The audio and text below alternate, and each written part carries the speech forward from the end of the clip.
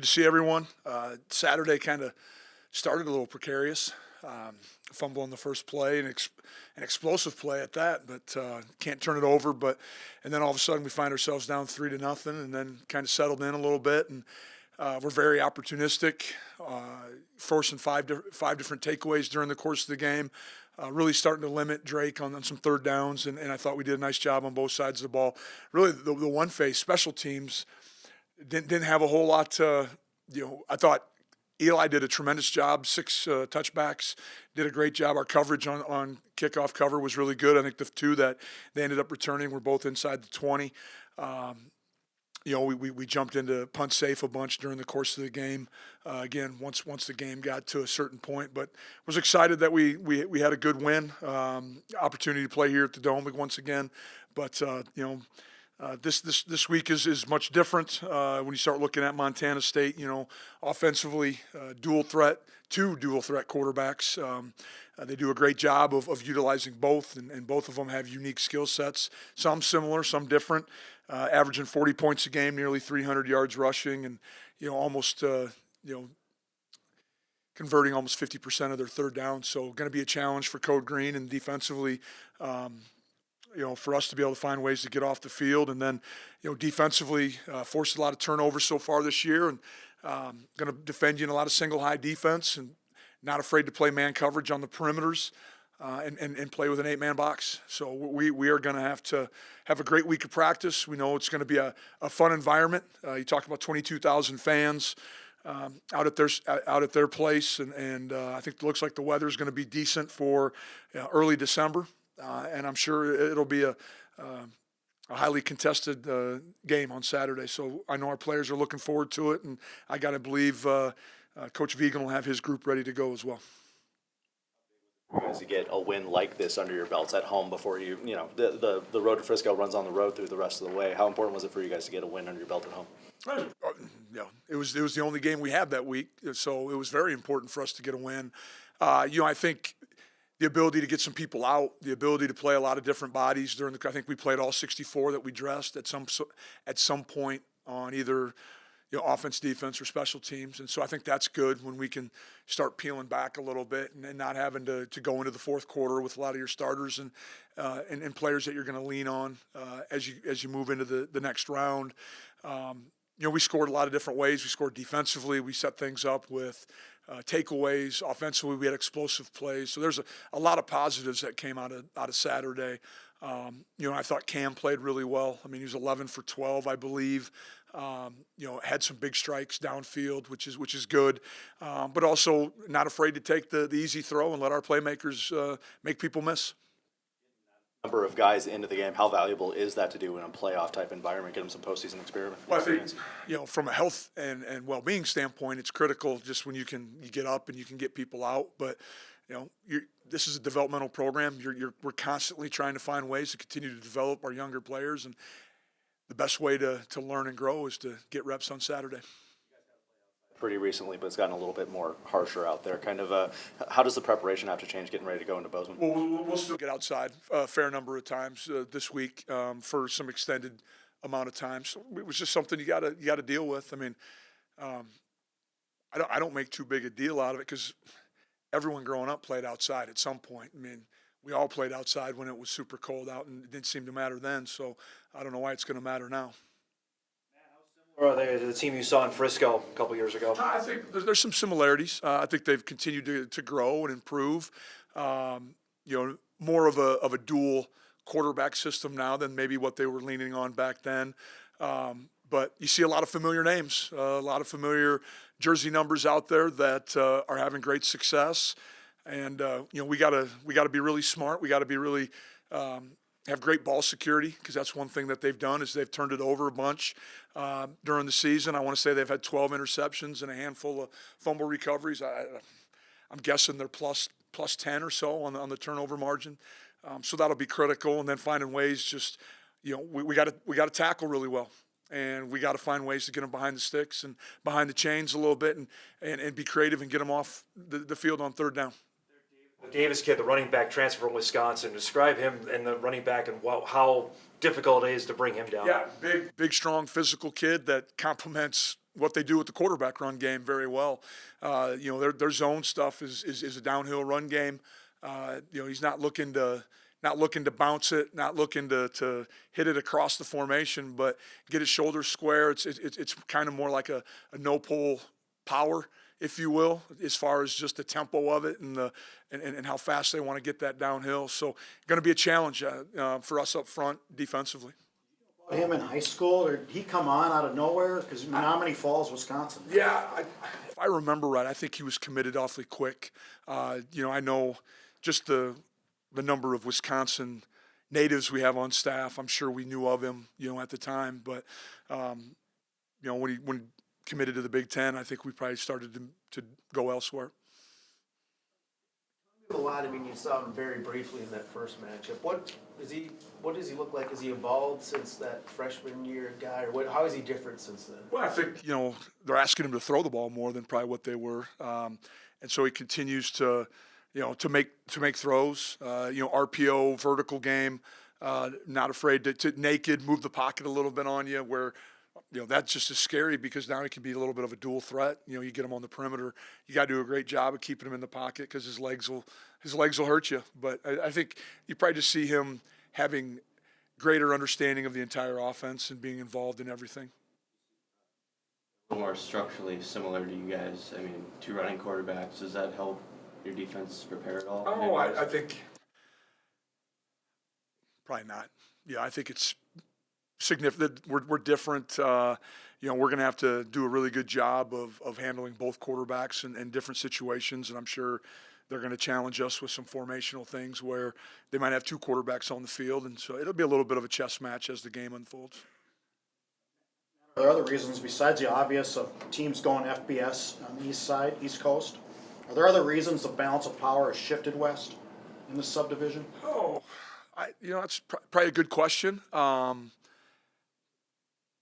Probably just the number of, I would just off the cuff without really putting a whole lot of thought into your question, just the number of FBS schools on the East Coast probably, saturates recruiting a little bit versus, on the West Coast, there's not as many Group of Five. I mean, you're talking about some outliers maybe in the American League or American Conference that are up like Tulsa, some schools that are maybe up north. But besides that, the Mountain West and maybe a few schools in the MAC that recruit this area. So I think, you're seeing probably a divide or kind of a separation between truly Power 5 kids and then Group of 5 / mid-major, high-level FCS kids that everyone's battling for. And, at that point, a full ride's a full ride.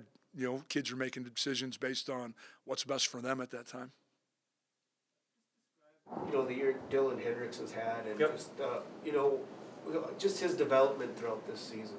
Well, he's continued to get better and better as the season's unfolded and has really become a mainstay for us at the defensive end. Plays with great tenacity, great energy, tough kid. I think that has a little bit to do from being from Pulaski up there around Green Bay.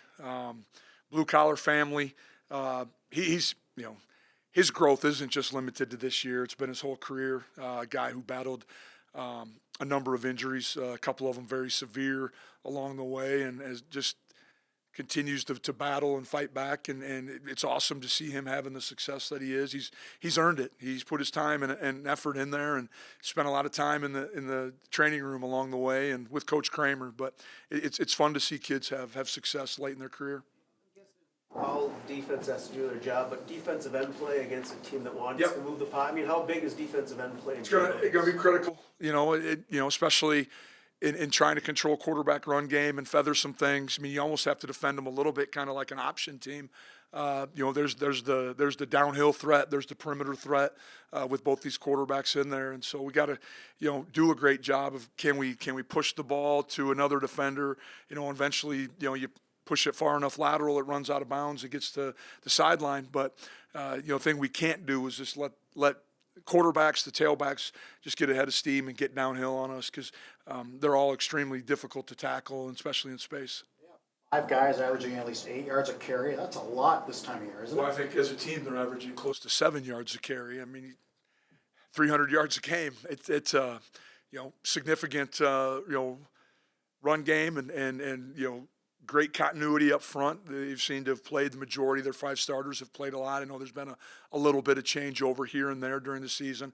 I anticipate probably a couple guys got banged up, but I think they're really sound, really fundamental in what they do, and going to challenge you to defend some zone scheme, some man scheme, and then some gap scheme as well. Able, I mean, how he's been able to. I know he didn't make All Valley, but just he's been pretty good no matter where he's been this year too. He has been. He's been. You talk about one individual that really has been a very valuable piece to the offensive line this year. I would say Gray is as valuable as any. Ability to play tackle, could jump over to play left tackle as well. His athleticism would allow him to do that, and he started games at guard. Has snapped the ball, has played center in practice before. So, you're exactly right. He didn't get all conference, but it doesn't mean they're in a team in our league that wouldn't take him. For noise this week, you've played obviously indoors at UND. SDSU is pretty loud. Does that help for Saturday? Is this completely unique what you're going to get with the mountains there? I've never been out there before. I've been to Montana before and understand kind of how the sound can. It feels like it never goes away there, but I think we're gonna plan for worst case scenario, and that all 22,000 fans are Bobcat fans, and that we're gonna have to deal with it. And so that'll start today. We'll have significant noise with the offense wherever they go as the week unfolds. That's a fast start all year, and especially maybe with this team with some of the stuff we've talked about throughout the year. But in the playoffs, on the road, with a really good team with 22,000 people, it's got to be even more of an emphasis. It is. And we can control that by just the execution of our fundamentals and getting out there and having great communication, understanding assignment, alignment, communication technique, and if we can get out there and play free and play fast, we always seem to have an opportunity to have great starts. But it has to be all 3 phases. We got to be locked into the smallest of details. As you start playing these really good football teams, you can't leave anything up for hope or chance. You've played Montana State. You had a distinct advantage at the line of scrimmage, whether it was 18, 19, or 21. Has that? How much have they improved along the lines of scrimmage, Montana State, when you see them? I think they're really steady. I think they've whenever you can run for 300 yards a game, I think the proof's in the pudding there. I mean, very few teams are willing to try to run for 300 yards, but they will. And there's a ton of explosive plays. Like I said before, you see there's a handful of names that are still there from the last time we played them in 21. And they got good coaches, got great respect for their program and how they go about it. And so I know their players are going to be ready to go. And then that there's been a level of development that goes on there, just like we try to do here.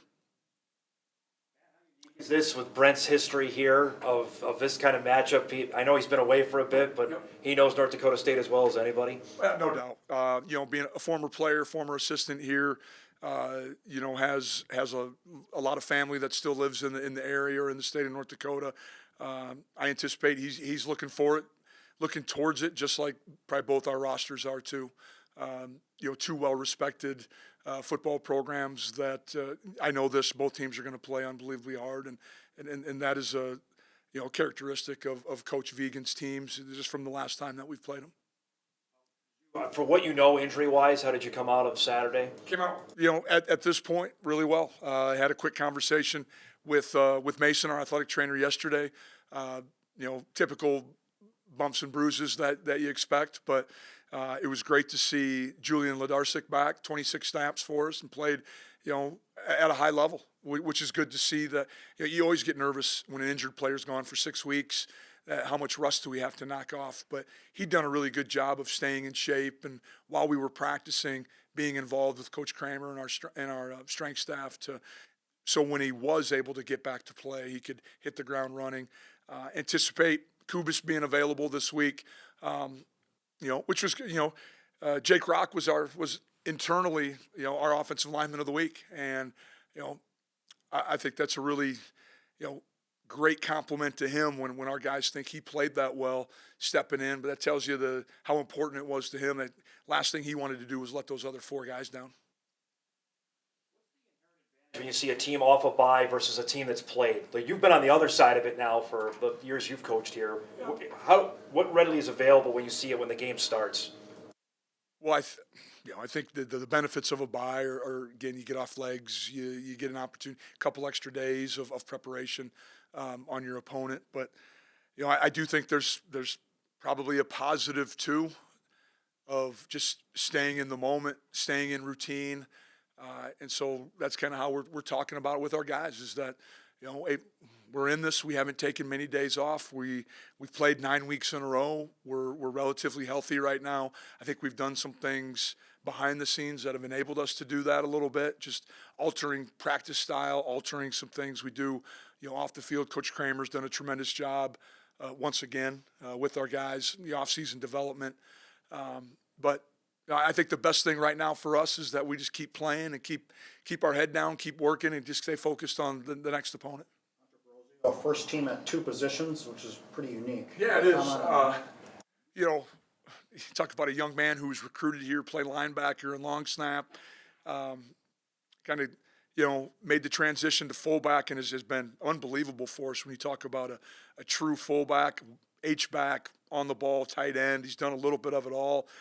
I think that being recognized by, the other 10 coaches in the league as the top fullback, I think says a lot about, his ability to help us in the run game and how he helps get things kicked out, set edges, create leverage, all those things. And then it's still become a bigger and bigger piece of kind of our pass game on some naked stuff and some check downs. And, it's always every fall camp we go, diving into the long snapping, we go into it, how difficult's that going to be when we're on a 15-play drive and all of a sudden now you got to snap for PATs or you got to snap, do you have to take my gloves off? And so we kind of put them through the gamut during fall camp with wet balls, wet gloves, because it is unique that you have an every down type player that all of a sudden has to, you take long snappers and kickers and specialists for granted until you don't have them or until there's an error in special teams. And he's done a tremendous job,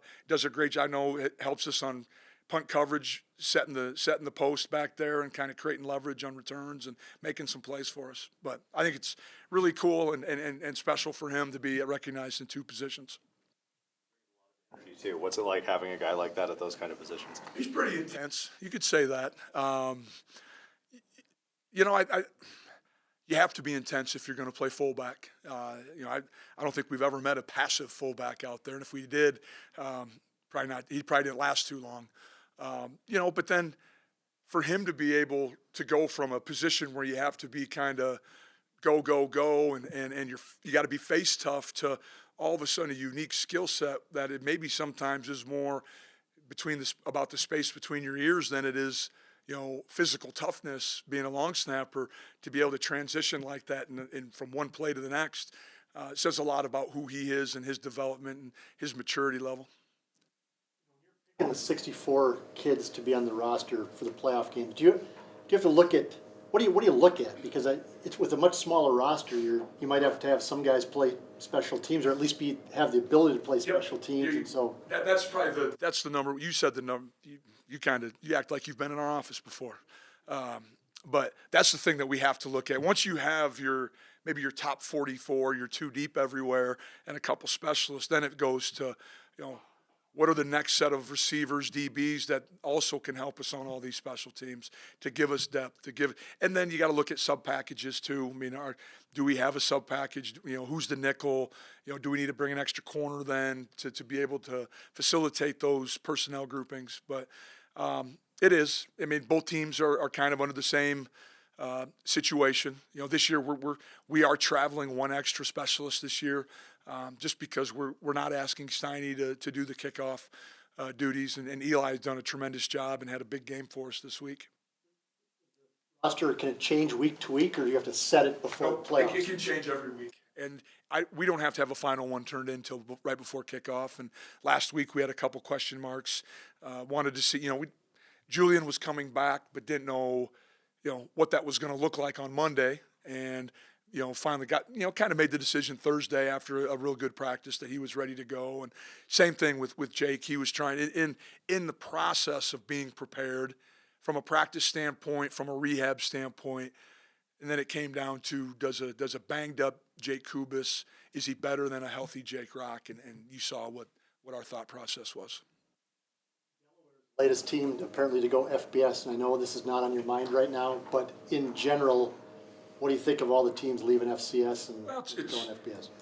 It was bound to happen. I think people are starting to see that there's becoming greater separation probably between FCS and FBS, with everything being monetized right now, and people wanting to try to get their claws some way into the college football playoff money. At the end of the day, that's what everyone's striving for, is revenue. Revenue from TV, revenue from ticket sales, revenue from general fundraising. And if you're Delaware and you think that can add to what's already been a very tradition-rich program, I know they have a huge stadium that I've seen on film that it's been full at times, and I think that if this is the right move for them and they found a place that they can call home, I think. For a lot of teams, it's just getting into the FBS, and then with the anticipation in the next 10 years, there's probably going to be even more shuffling of the pieces out there.